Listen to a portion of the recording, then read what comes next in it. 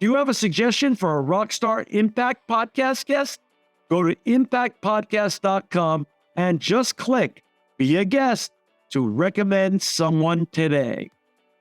This edition of the Impact Podcast is brought to you by ERI. ERI has a mission to protect people, the planet, and your privacy, and is the largest fully integrated IT and electronics asset disposition provider and cybersecurity-focused hardware destruction company in the United States, and maybe even the world. For more information on how ERI can help your business properly dispose of outdated electronic hardware devices, please visit eridirect.com. This episode of the Impact Podcast is brought to you by Closed Loop Partners. Closed Loop Partners is a leading circular economy investor in the United States with an extensive network of Fortune 500 corporate investors, family offices, institutional investors, industry experts, and impact partners. Closed Loop's platform spans the arc of capital from venture capital to private equity, bridging gaps and fostering synergies to scale the circular economy. To find Closed Loop Partners, please go to www.closedlooppartners.com.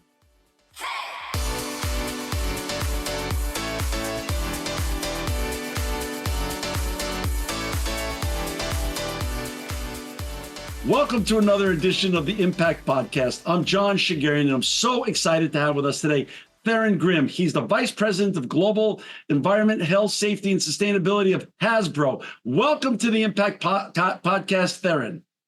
Thanks for having me, John. Hey, listen, you're sitting in Rhode Island today, and I'm sitting in Fresno, California, but it's just two guys having a conversation and talking about all these important issues of environment, health, safety, and sustainability. But before we get talking about all the important work you're doing at Hasbro with your colleagues, what's your background, Theron? Where'd you grow up, and how'd you get on this very important and impactful journey that you're on? Yeah, great. I grew up in Maryland and went to the University of Maryland, and it really started with the fact that at university we had the entire month of January off. So in my sophomore year, a friend and I decided to strap our bikes and our skis to the top of our car. We drove cross country, skiing and biking all the way across, and really fell in love with the West. I fell in love with the mountains and all the different types of rock formations. So I ended up going into geology, which is probably something that you don't hear often from people on your podcast. No, I don't. And how did that go? Yeah. So I went into geology and really went into the consulting world. So I spent probably the first half of my career doing environmental consulting, a lot of environmental remediation, cleanups of contaminated sites, Superfund sites, military sites. And really from there, I transitioned into working on the other side, working for industry. And really that's when I really started expanding the role, really taking on sustainability and safety, and did that about 15 years ago at this point. And that was kind of my track moving forward. Understood. And then how many years ago approximately did you join the great company, the iconic brand Hasbro? I've been here almost 5 years now. So I guess I joined during COVID and moved up here from North Carolina during COVID, and been happy and excited working here ever since. Can't blame you. Obviously there's a lot of work you've got to do, and it's a very important and critical role, but to be surrounded by Marvel characters and all the iconic and wonderful games and brands that we all grew up with and we all know so very well, it's what a joy. And for our listeners and viewers out there who are not particularly familiar with Hasbro as a name brand, you can find Hasbro at Hasbro.com. Their annual revenues north of $5 billion. They have over 5,000 employees. It's a global company, and it's responsible for Monopoly, Nerf, Play-Doh, Transformers, My Little Pony, Life, The Game of Life, Power Rangers, Star Wars products. You guys have, I have no pun intended, a monopoly on so many of the great games and toys and action figures that I grew up with, my kids grew up with, my grandchildren are now growing up with. It's such a great brand. Yeah, I think if most people open their game closets at home, they probably at least have a game that's one of ours, if not more of the toys and collectibles. One thing I'll just add in there, we also have Wizards of the Coast. It's one of our divisions where we have kind of more of our gaming side of things, the Dungeons and Dragons and Magic the Gathering as well. So we really lean heavily on games in lots of different ways, kind of on both the Hasbro brand and the Wizards of the Coast brand, along with all the toys that we make for everybody. So you joined about 5 years ago. When you joined, was there already a person doing your role, or did you come into that proverbial blank page and you had to start from scratch? A sustainability and EH&S program. How did that work? A little bit of both, I think, and then you've kind of split the two roles. So the environment, health, and safety, there had been in the past, but we were in this transition really from owning our own factories where we had kind of a big safety and environmental presence to all of that work being contracted out to a third party. So in that time, the department went down from about 10 to 0. So I picked that back up and really started the program off and really developed that now with our third party factory partners that we have. So that one was kind of like a little bit from scratch and a little bit kind of picking up from the past. And then sustainability, we really started with a very small 2-person team when I started and really took over from them and have grown that team since then. Sustainability is moving so fast. The world of ESG and sustainability, so much has changed, and so much has changed in the 5 years that I've been here. So I think it's been an exciting journey, and it's really just the beginning. But we had a really strong foundation when I came in, which is one of the reasons I joined Hasbro to begin with. That's so interesting. As you just pointed out, the world has changed and evolved, and now we're dealing with an alphabet soup of rules and regs, like you said, ESG, DEI, the huge move from the traditional legacy linear economy to the circular economy. And sustainability can be read very narrowly or widely. When you came in about 5 years ago, how wide or narrow did you read sustainability, and how did you create your sequence of goals in an order that made sense in terms of the company's mission and the company's corporate imperatives? Yeah, it's a good question. I think it's one of those things that's continuing to change over time. So even the goals that we set up when I first came in are not necessarily the goals I have today. It's just how fast paced everything is, which Right. I mean, for many people, that's what's so exciting about being in this field, is the fact that we are constantly learning, constantly changing, and really trying to strive for that next goal, trying to better the environment, reduce the footprint of our company, and really provide a better environment for our customers to enjoy all of the great products we have. But I'll say what really started as a nice to have, I think that's kind of what we looked at with sustainability, is this was a nice to have program. It's something that we could potentially differentiate ourselves from one of our competitors, or we could have a particular product that we could differentiate from another by saying this is green or sustainable. And now it's really evolving into something much more structured. These regulations that are coming out, especially in Europe, the Corporate Sustainability Reporting Directive, the SEC is also coming out sometime soon with reporting on greenhouse gas emissions. It's really moving to a regulatory requirement. So that's really this big shift that's been happening over the past year or two, and the rigor behind what we're doing is getting more and more. The need to assure, and all of our data as we put in, so we generate our ESG report annually. We've for many years now have taken our greenhouse gas emissions data and assured that moving forward, much of the other data, the social data, the governance data, all of that will have to go into that same process and really have the same controls that you would over financial data. So talk a little bit about that. You brought up regulatory issues. I mean, obviously the EU's moving first, but Gary Gensler and the SEC aren't far behind. And obviously Asia, LATAM, and other parts of the world are also not going to be far behind.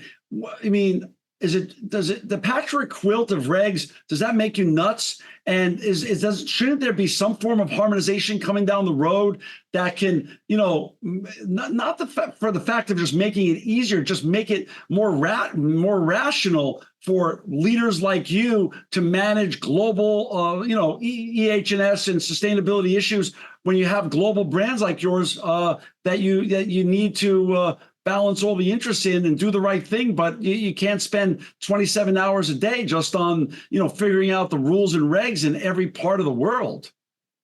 Yeah, unfortunately, that's the reality right now. But you mentioned one word in there that I feel like is so important. It's harmonization. Honestly, we were just talking about that earlier today. We were in regards to the Australia packaging rules that are coming out, and we were asking for comments. And one of our comments was just, please harmonize this with every other packaging requirements that are coming out across the globe. If we could just have one, we could all agree on the amount of recycled material that needs to go into our plastic packaging, or the labeling, the how to recycle labels. That it sounds so simple, but when you start thinking about every jurisdiction around the globe wanting something slightly different or in their own language, it gets to be logistically so difficult to comply and to make sure that you're doing it correctly. Yeah. Do you feel, even though right now it's sort of, for lack of better terminology, the Wild West in terms of regulations, as they are produced and more leaders like you band together and call for harmonization, do you feel that in the future regulators will start seeing the light that a form of harmonization is beneficial to the greater good for all? I hope so. I mean, I think we are seeing other jurisdictions at least asking, should we do it this way? And this is specifically usually to the EU because they're so far advanced and theirs are more robust, I think, than many of the other programs. And yes, I mean, I think being able to comply with one set of rules for all jurisdictions would just make it so much easier. And it's never going to be quite there, but I feel like it's already getting better. You said the alphabet soup. Before regulations, we were reporting to SASB and GRI, and there was so many different frameworks that we did. They were all voluntary, and trying to pick which frameworks every different stakeholder would want to see was really challenging, and we ended up reporting out on most of them. So it just, when we want to move at some point from reporting to action, I think really what the whole reason most of us got into this business is because we want to enact change and we want to make things better. And data is really important to do that, but at some point we also have to be able to act. So I think that's important to balance those. Great point. So you walk in 5 years ago or so, and you're working with the leadership team and the C-suite, and you have a big title. I mean, obviously, global environment, health, and safety itself is a wide title. And then when you bring in sustainability, it can be read narrowly, widely, depending on where you sit and what brands you're working with or organizations. Where did you start? Did you create net zero emission goals? Did you create ESG goals, DEI goals, all the above? And how did you sequence these in the greater good and the greater picture, working with Hasbro's mission, of course, of being a successful and profitable and growing brand? Yeah, luckily I have so many good partners internally that I get to work with. A lot of those, especially, we have really strong social goals that are coming out of our HR, our philanthropy departments. So a lot of those were in really good shape when we started. So my focus was a lot on the environmental side, really making sure that we brought the rigor and the process to collecting that data. So that was something that we were only in the infant stage when I came in, and really had to bring in and try to increase the amount of data we collected, increase the quality of data we collected, so that we can bring that up to the levels of some of our others. Governance as well was already very mature. So the S and G of ESG were in really good shape.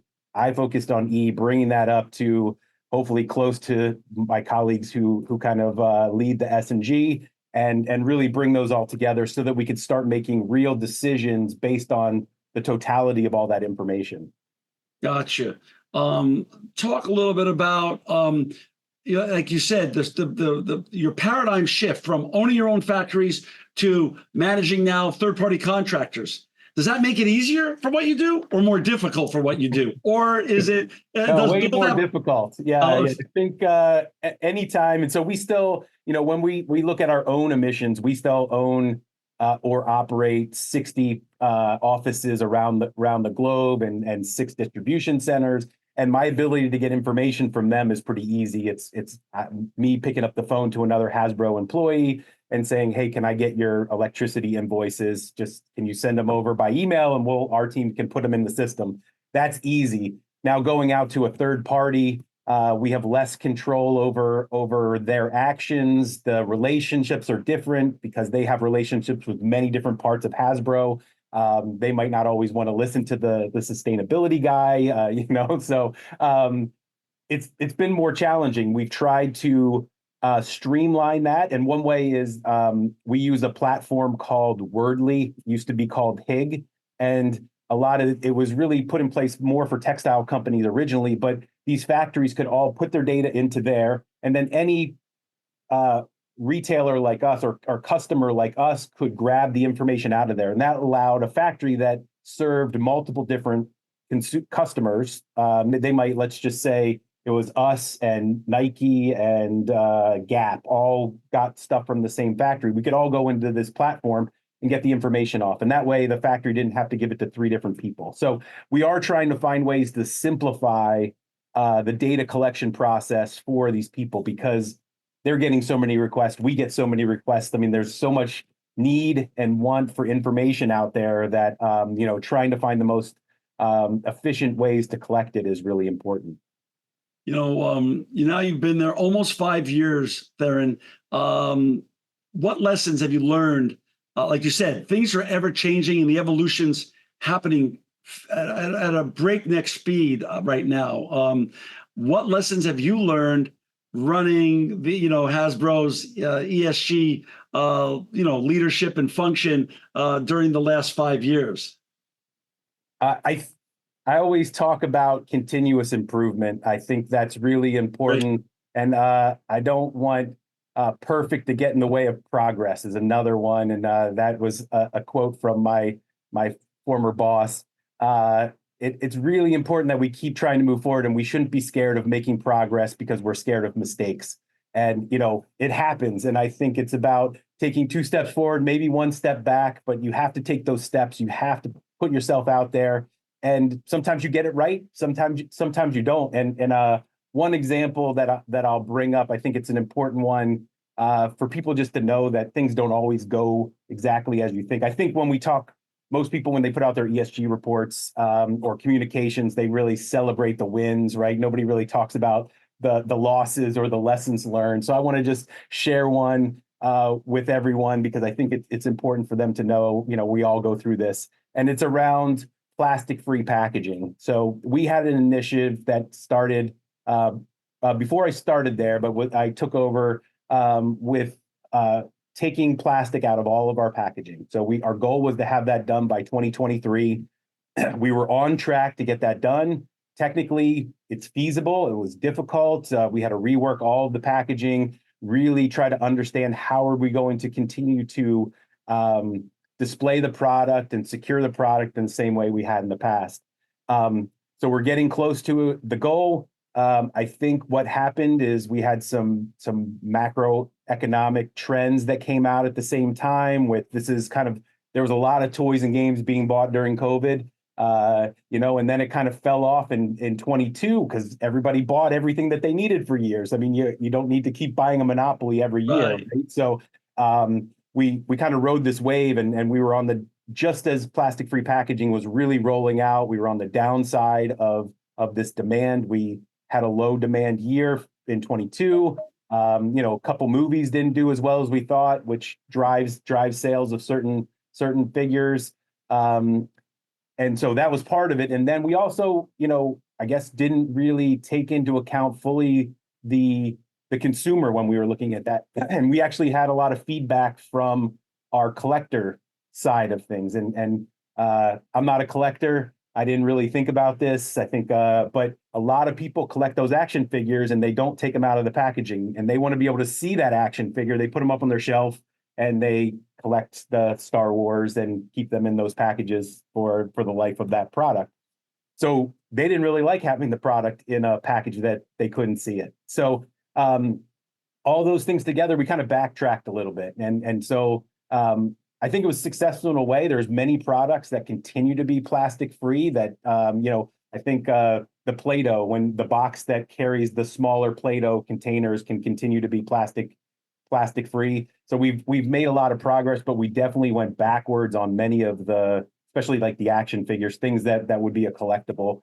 They've gone back to plastic. So that felt like a little bit of a loss. I think we pivoted and tried to figure out what are some other ways that we can enact change or make impacts that will offset that difference. And I think we were able to do that.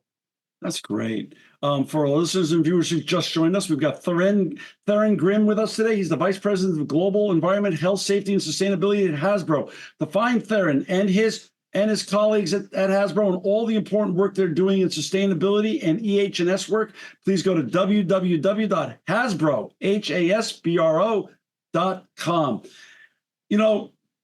Obviously, one of the key pillars of any good sustainability or EH&S program now is radical transparency, which also includes reporting. Talk a little bit about how over the 5 years you've continued to drive improvements in transparency and reporting at Hasbro across your global network and brand. Yeah, I think putting a process together to really make sure you're collecting appropriate data and then using that data to make decisions is what's really important. And just to kind of tie in that last example I talked about with plastic-free packaging, single-use plastic is something that's talked about all the time. This is a huge topic. We have a lot of stakeholders who are very interested in this. Once we look at our numbers, and this is something we've done now in the past 2 years, we find that, our packaging less than 5% by weight is actually plastic. And our packaging in general is less than 5% of our total greenhouse gas emissions. So is that really where we should be focusing our time and our efforts to enact change and to, ultimately reduce our greenhouse gas emissions? Or is there another place that we could be spending our effort and making a bigger difference? And what we found is, transportation is a significantly larger place that we could be changing. These things aren't always as exciting to talk about to the public, like container efficiency. How many toys and boxes can we fit in a container? And can we increase that to 95% instead of 85%? And that reduces the amount of containers and the amount of shipping. These are all things that we can do and really push change, and probably are a better way to do that other than, focusing in on what is kind of the shiny thing. Well, I'm so glad you said that, because really that's the reality of it. The media, they can't get off of their broken record of one story that the plastic is choking all the dolphins around the world and it's the boogeyman of the environment. But as you said, these very behind the scenes, opaque, non-sexy issues that can move the needle much greater when it comes to reduction of greenhouse gases, which goes to the greater good of the planet, of us trying to cool down this world, such as transportation and logistics. That's everybody's challenge now. What you're saying makes so much sense, and it's just a great reality check for all of us to have, instead of getting massively hyperbolic all the time about plastic. And by the way, all plastics are not created equal. Much of plastics now that are created are very recyclable. We're in a business that recycles over 95% of our plastics. It's coming, and that world is changing as well. But as you said, there's other important issues to cover. Transportation's a great one, and that I'm so glad you brought that up. Let's change a little bit. I get to be reunited with all your amazing games again, because I have a 4.5-year-old granddaughter. So I've been playing with Play-Doh again and playing Monopoly again. And that's the analog side of your business and your wonderful brands. Talk a little bit about the shift in this world, not just at Hasbro, to digital gaming. How does that affect your brand? And therefore, how does that affect your sustainability and ESG outlook? Yeah, that's a good point. We are trying to capture that shift as well. While we continue to make great toys, and I think there will always be a really important place in a child's development and an adult's entertainment for physical toys and games. Reality is, people spend more and more time on digital devices, and we can take our products and put them into a digital format and allow them to entertain them in a lot of different ways. And we've done that. I think two big examples, we've had really successful partnerships and licensings with other partners this year with Monopoly Go, which is a mobile game, and then also Baldur's Gate 3, which we partnered with Larian Studios. That's a AAA video game. That's a Dungeons and Dragons game. And both of those have been wildly successful over the past year. And so we're really looking to continue that progress in digital gaming. We've invested over $1 billion in 4 AAA video game studios. So we're looking to come out, I think, starting next year with some games that are developed by Hasbro studios to kind of continue that process. But there's definitely been a shift. We do a lot of our work with Dungeons and Dragons and Magic the Gathering. Those are games that traditionally have been played in person. If you don't know, Magic the Gathering are kind of cards. And then, I think a lot of people have been reintroduced to Dungeons and Dragons through Stranger Things. So again, something that you usually do in person. But I think even during COVID, one of the great things, like my son, he played Dungeons and Dragons with his friends back in North Carolina. He was able to do that online and play.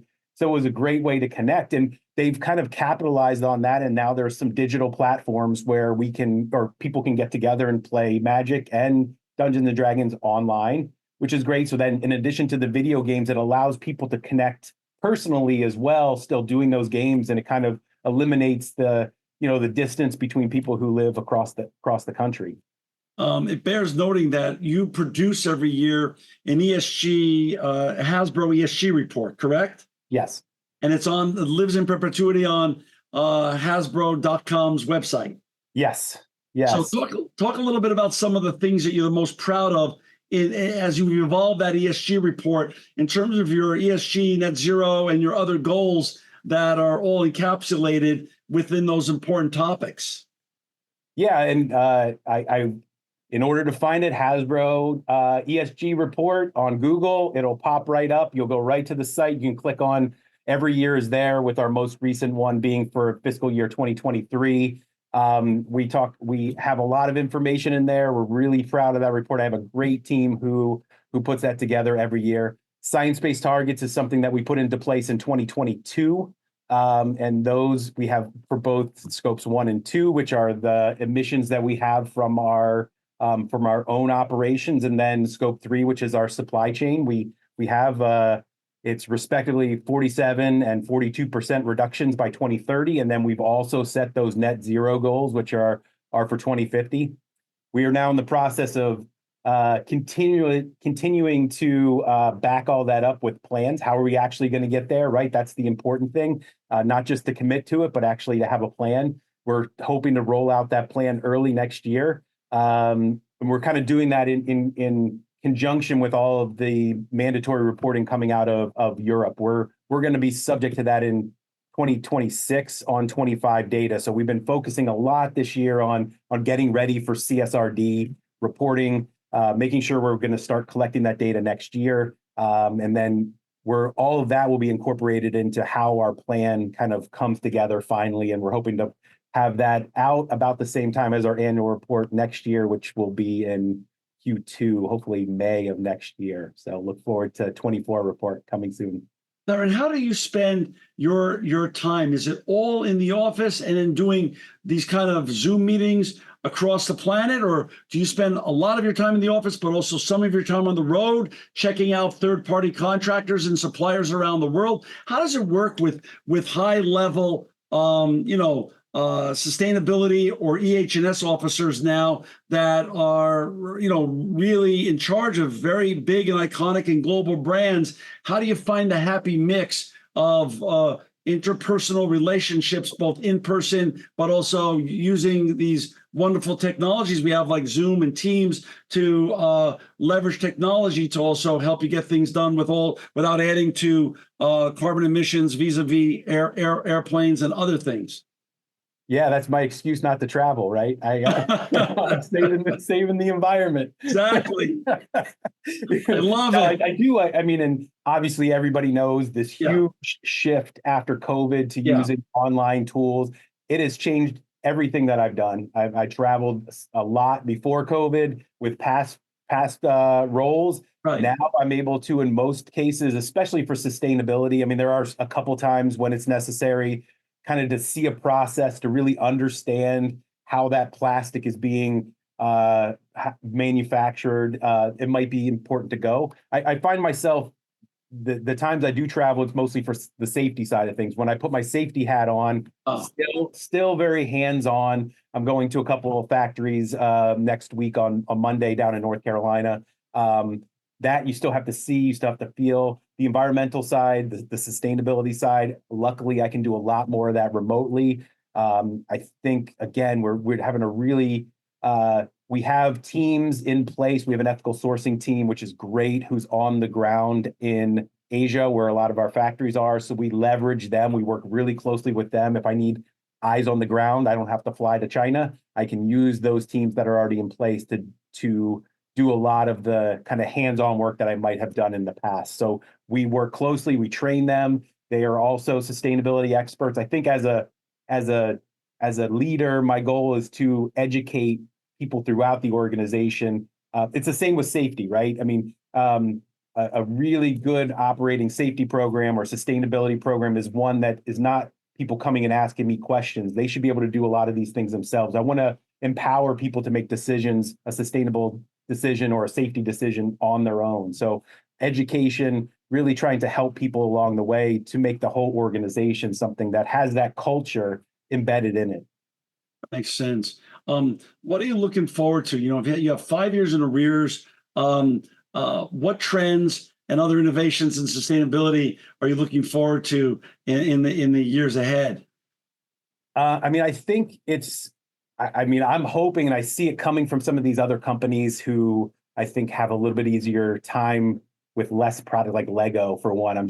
They're making really good progress on sustainable materials for their plastics. Again, is a little bit different because they have one material and making one product. Kind of, I won't make it overly simplified, but they're able to make real progress, and we're hoping that we can kind of look and see and help use and leverage a lot of the work that others are doing in this space.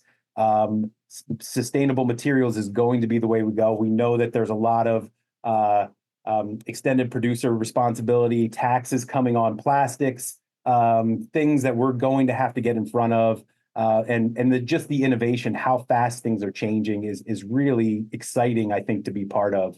A lot of OEMs now, 20 years ago, sustainability was nice to them, but wasn't a moral or corporate imperative. It now is. And they've created divisions inside their company called Design for Sustainability or something close to that.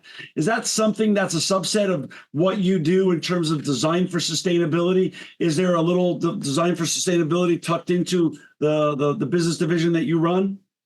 Yeah, I mean, we work really closely with all our design engineers and our quality team. We have what we call the Sustainability Center of Excellence, and it's kind of a place we can come together and all talk about those topics and things specific. We have some challenges in the toy industry when it comes to safety, which is always coming first. Right. But when we talk about like replacement parts, durability, these are all things that we like to continue to work with those teams on to really try to find ways to move them forward. Sometimes there's some issues with replacement parts, but it'd be great if we can get to the point where we're able to fix things that are broken rather than just throw them away, right? So these are the kind of things we continue to work on and hopefully work through those challenges. Recycled content is great. Plastic content is great for packaging. There's still some safety. Now, they're not safety issues, but there's perceived safety issues in certain jurisdictions about using recycled plastic and especially children's toys. Those are all things we're trying to work through. I think we're going to get to the point where there's such great products out there now, and they keep getting better every day for us to really be able to start using those on a more routine basis. Theron, there's not a day that you and I can turn on our television or read the papers, such as CNBC, Bloomberg, Fox, any of them, and the words AI come up all the time. How does AI? What role does AI have with regards to sustainability? We're going through a major hype cycle now with AI. Is it more hype? Is it really going to help us in our sustainability efforts at Hasbro and also for other leaders like you around the world, or is it a more benign application? I mean, I think there's going to be positives and negatives. It's a tough question, though, because it's such a new topic that's changing so fast. Yeah. I think the first thing we're trying to get a hold of on our side is, what are those power? We hear that there's these huge power resources needed to run AI. And how do we start quantifying what those are, especially as those are further and further down the supply chain, that those are at the Amazon Web Service site or something. How do we really key in on what are those resources that in every other way I'm already measuring, right? And now we're putting in a new variable. How do we start figuring that out? And is it going to be beneficial? We're really going to have to know what that is so we can start measuring and looking at those trade-offs there's a lot of issues that we deal with here because creativity of people is still so important to our business and so important to our customers. So having